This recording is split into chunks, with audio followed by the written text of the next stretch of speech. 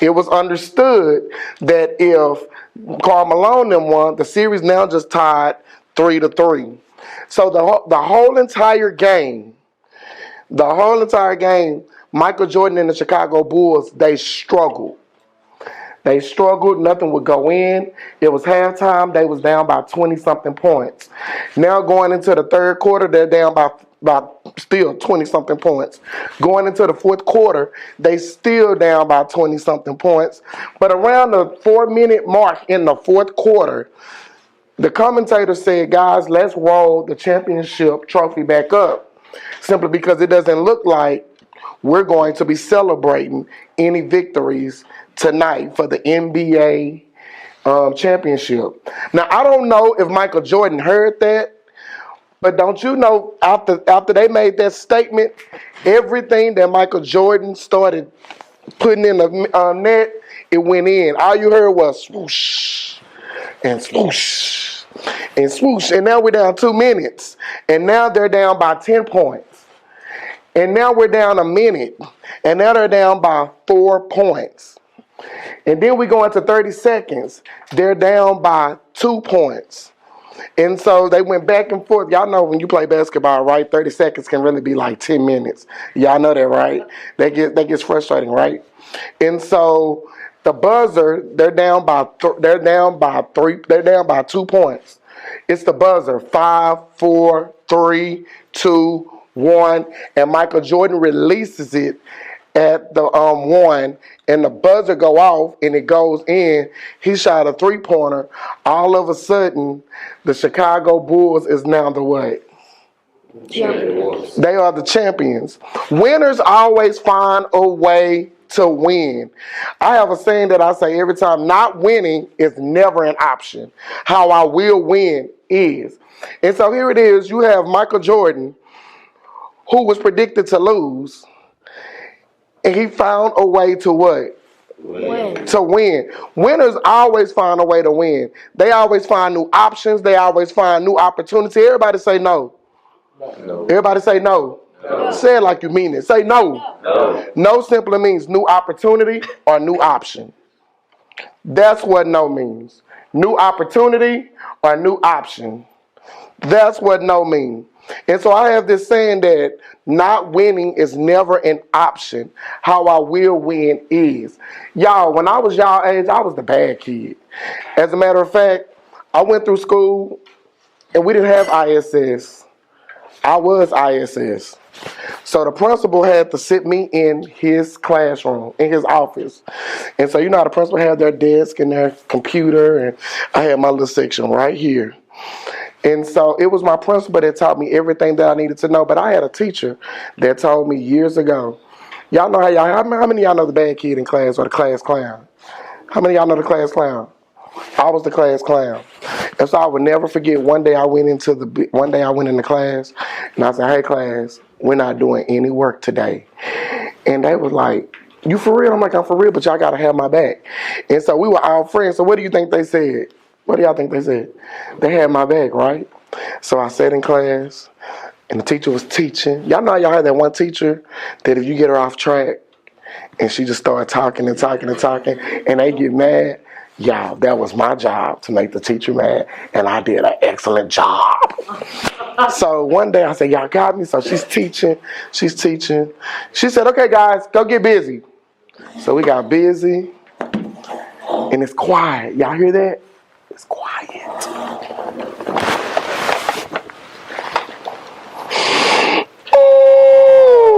Whoever it is, please stop and stop now.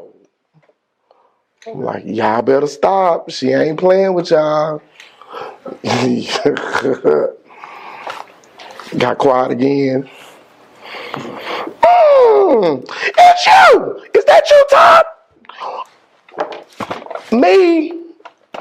I didn't even do nothing. She said, I'm watching you, Todd. And I said, I'm watching you. And so I was the class clown, so the class laughed. That was funny to the class. It's it's you. And so she started screaming and she started yelling. And she went on for 30 and 45 minutes. And guess what happened? Class was what? Over. Class was over. We didn't do anything because she yelled and screamed the whole entire time. Mission what? Accomplished. But she told something to me that day that changed my life forever. She said, stay out the class. Because y'all, I really made her mad that day. She said, you know what, Todd? I'm like, yeah, what? She said, I hate when you come to my class. You make me hate coming here. She said, you're going to be a loser when you grow up. I was like, hold on now, time out. But she was on the road. You're going to be a loser. You're not going to graduate. You're not going to. She told me all of this. Now, as bad as I was, y'all, that actually hurt my feelings. And so you know what I did every day? I made sure I made her class a living. And I did a good job at it. But who was I hurting? I was hurting myself. And so that was in the 6th grade. So I went through the 7th grade. Y'all, I went to the 7th grade. I had a great year, guys. I got voted class clown, most wittiest. But guess what? I flunked the 7th grade. Not because I was stupid, not because I was slow. I flunked it because I didn't do any work. And I was trying to be funny, right? And so, have you ever walked into a place and you're like, there's no way possible I should be in this class? Have y'all ever, or in this place? Have y'all ever experienced that before? So the principal said, you know what, Todd? Let's get Todd, because I flunked. He said, you go to summer school, we can move you along. So I went to summer school and I walked in and I was like, oh my, this is my class. Okay. Y'all pretty smart. What's 3 times 3? Oh Lord, y'all come on with me. What's 4 times 5? 20. What's 7 times 3? 21. What's 8 times 8? 64. What's 6 times 6? 36. Y'all, that was our math test. So the teacher's like, I'm going to give you guys a math test, and I'm going to make sure. And so y'all, I get my paper, and I'm like, 6 times 6 is 36, 7 times 42, 5 times 5, 25, done. I look around and everybody around me still working. 1, 2, 3, 4, 5, 6. I said, maybe I missed something. 3 times 3 is 9, 4 times 5 is 20, 7 times, yeah, I got it. What am I missing? I don't understand what I'm missing. And so the teacher get our papers, and so then she give us our papers back, and it's like 5 of us. What you get? A 60. What you get? A 65. What you get, Todd? A 100. You so smart. I'm like, man, it's timetables. We've been doing this since the 3rd grade, right? So then we go on. Now it's time to go to reading. It's time to go to reading and language arts. And back in the day, we had sight words. Y'all remember those sight words? We had to have a spelling test. We had a spelling test. That was before y'all time. But y'all know how to spell. Spell and. A-N-D, right? Spell my cousin is 2 years old. 2. What is it? Come on, New Waverly. T-W-O, okay. Spell the. Spell the. T-H-E. T-H-E. Spell go. Spell no. Spell yes. So it was that was the test. That was the test. So I look around. I said, is he trying to sound this out? So we get our test back. She grade our test. We get our test back. What you get? A 60. What you get? A 65. Because was tricky. I spelled because with a K. I said, okay. What you get? A 100. You so smart. Y'all, I made up in my mind right there that this will be the last time I come to summer school because I did not do my work. That this will be the last time that I end up in a classroom. It's okay to need help if you need help, but I'm blocking somebody else's opportunity that actually what? Need help. So I made it up in my mind that, you know what? I'm not doing that anymore. And so y'all remember my teacher told me that I was going to be a what? A loser. Y'all, that stayed with me. That stayed with me for a while. And so every time she told me I wasn't going to be a loser, I had to make sure that I don't become a what? Loser. So I got ready to graduate high school. When I got ready to graduate high school, my little sister was now in her class. And so I went to her class. I said, hey, how are you? She was like, hi. I was like, hey, do you remember me? I remember you. Do you remember you told me that I was going to be a loser and I wasn't going to graduate? Yeah. Well, I just want to let you know that I'm graduating next week and I'm not going to be a loser. In fact, I'm going to school to be a teacher and I'm going to be a better teacher than you ever was. What do you think she said? Good. Get out of my room. I said, oh, you just so mean. Ugh. And so I got ready to graduate from college. And I went back and I said, hey, just wanted to remind you, here's an invitation. Just wanted you to know that, I just graduated and I'm going to be a reading and language arts teacher. And I'm going to school to get my master's so I can be a principal. Because I want to get rid of all the teachers just like you. And what do you think she said? Out of my room. Get out of my room. I'm like, oh, just so mean and hateful still. Ugh. And so about a year and a half later, I went to, I got ready to I'm telling her, hey, I'm getting ready to graduate with my master's. I got accepted into a doctoral program. I got bigger aspirations in the educational arena. And I was telling her, and I said, guess what? I'm about to get married too. Bam. And you want to know what she said? What do y'all think she said? Not this time. She said, Todd, I never knew that the words that I told you out of anger,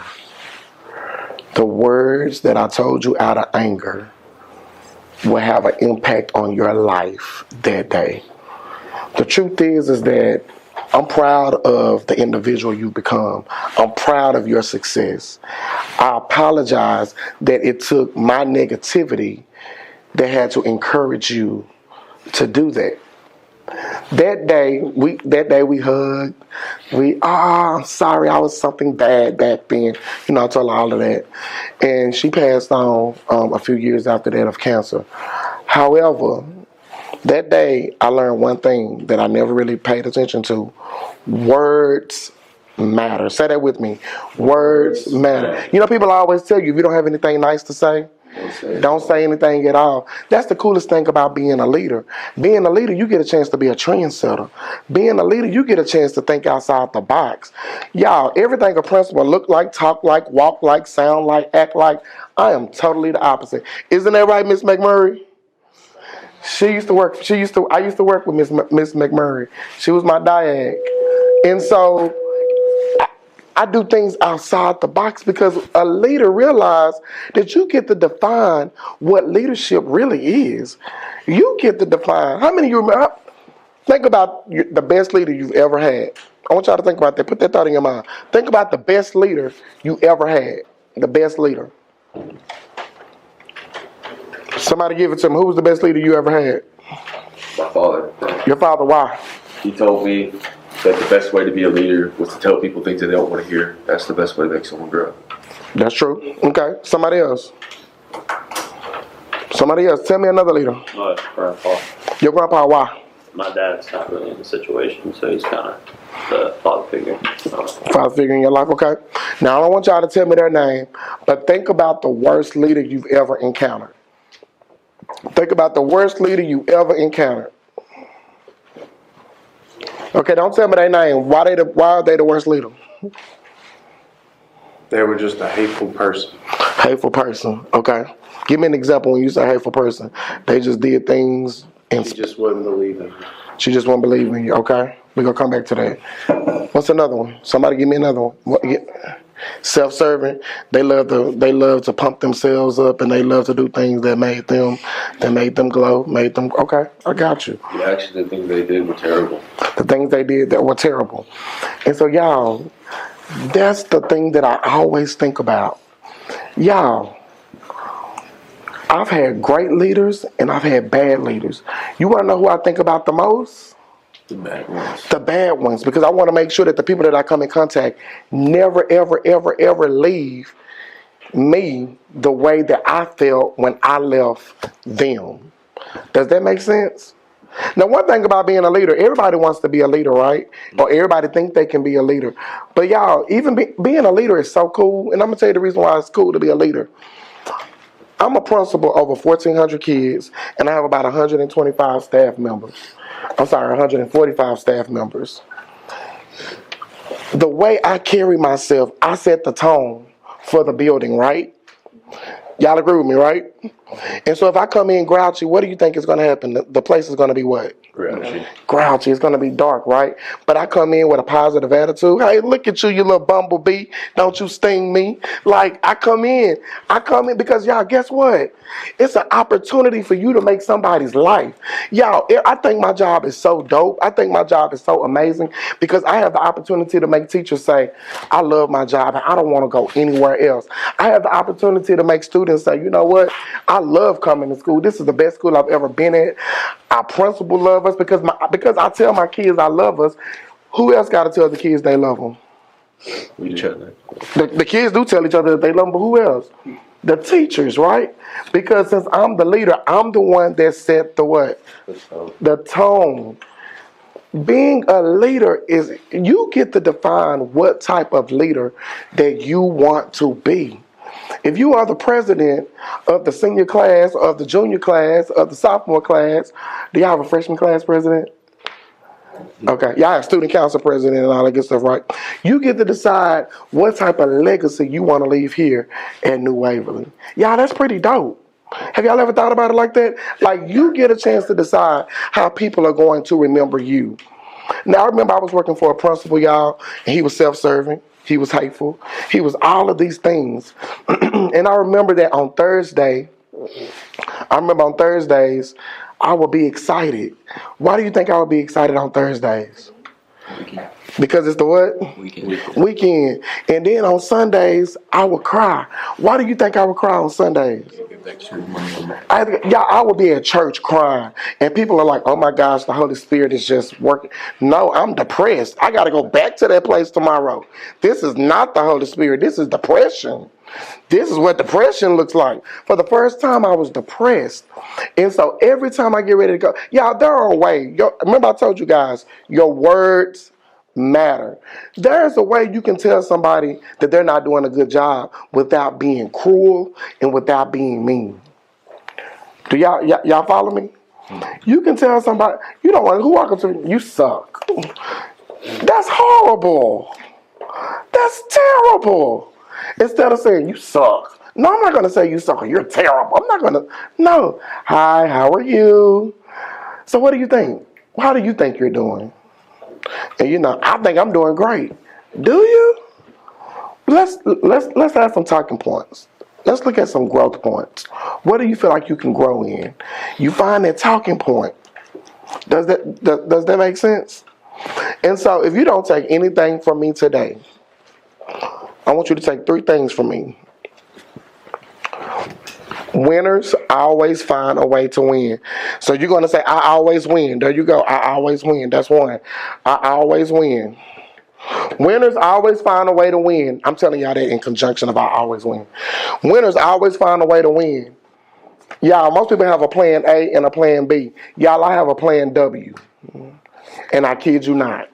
I have a plan W. And if it gets so bad, I go into the Greek alphabet. I'm in plan Delta. Because we done ran out of alphabets. Winners always find a way to win. Winners don't complain. Winners find opportunities to what? Win. Losers are the one that sit down and they may complain. I can't do nothing because my mama wouldn't do, my daddy didn't do this. I come from here, I come from that.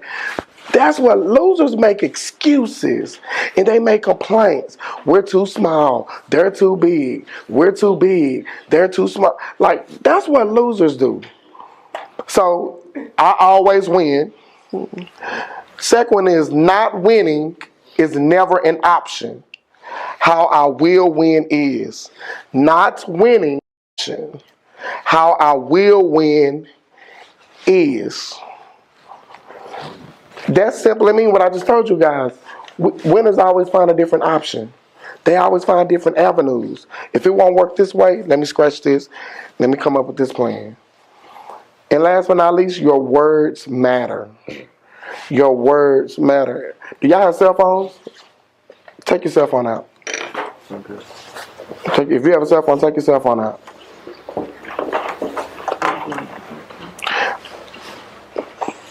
Take your cell phone out. Can I have a cell phone? Can I give them an exercise right quick if y'all don't mind? Okay. I want you to find somebody in your phone that you really admire. Find somebody in your phone that you really admire, and you're going to text them why you admire them, why you think they're great. It can be your mama, it can be your daddy, it can be your sister, it can be your brother, it can be a cousin, it can be a good friend. Hey, I just wanted to tell you that I think you rock. I think you're awesome. I remember the time when you go into that and you make it personal. And if you don't have a phone, when you get to your phone, text them or call them today, or when you see them, tell them just how awesome you think they are.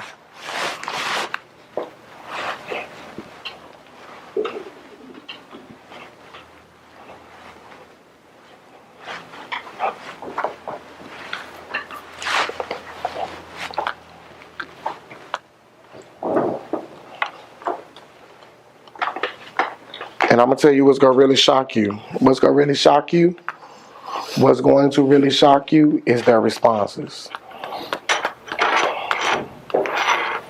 Okay, did you do it? Mm-hmm. Did you do it? Yes, sir. You did it? You did it? Okay. All right. Are there any questions? Any questions? How much time do I have left?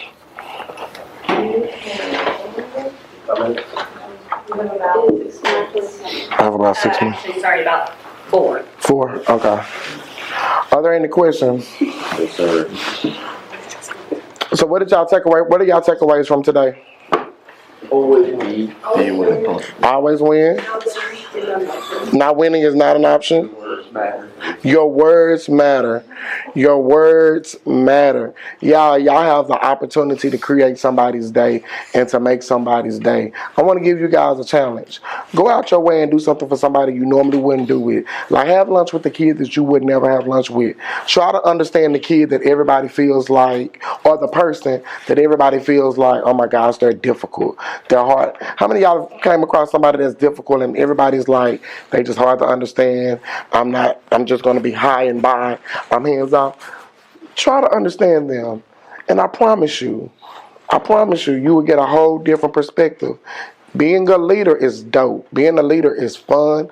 Being a leader is amazing because you get to define what type of leader you want to be. You get to decide if you want to be a servant leader.